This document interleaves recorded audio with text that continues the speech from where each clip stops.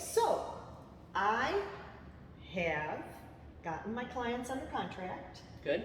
I will send you the purchase agreement, the if we have a processing fee or any kind of compliance fee, I send you that document.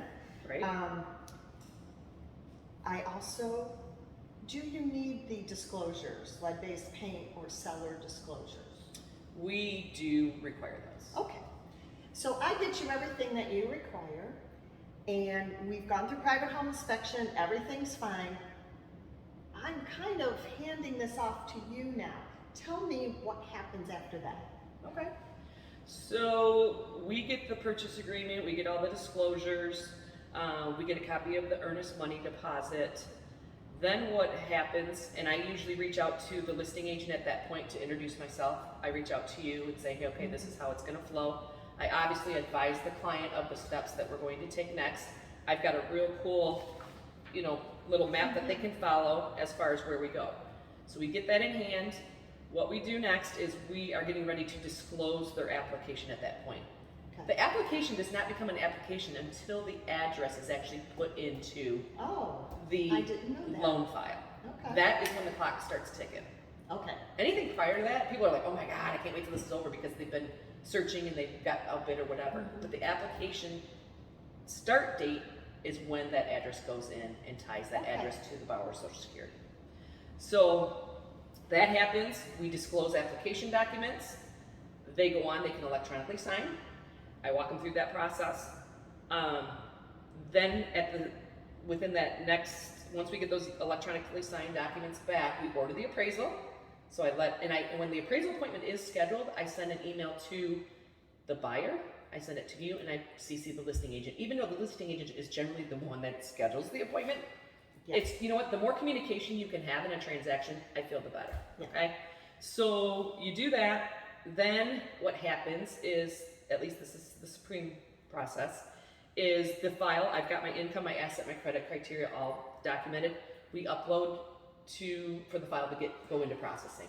Okay. Behind the scenes, you generally will have about 12 to 15 people that will touch that file generally. Really? Just from dotting I's, crossing T's, right? Okay. So we're big on our processes and our systems being set in place.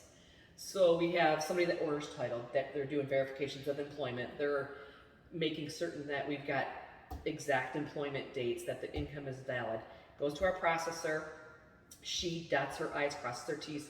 She comes back and says, hey, we might need a valid ID. It was not legible. Or, you know what, I don't see a copy of the earnest money deposit.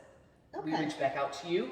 Then we have to verify that earnest money deposit has cleared our client's checking account or their bank account to give them credit for that, because that will come off the bottom line for their funds to close. Okay?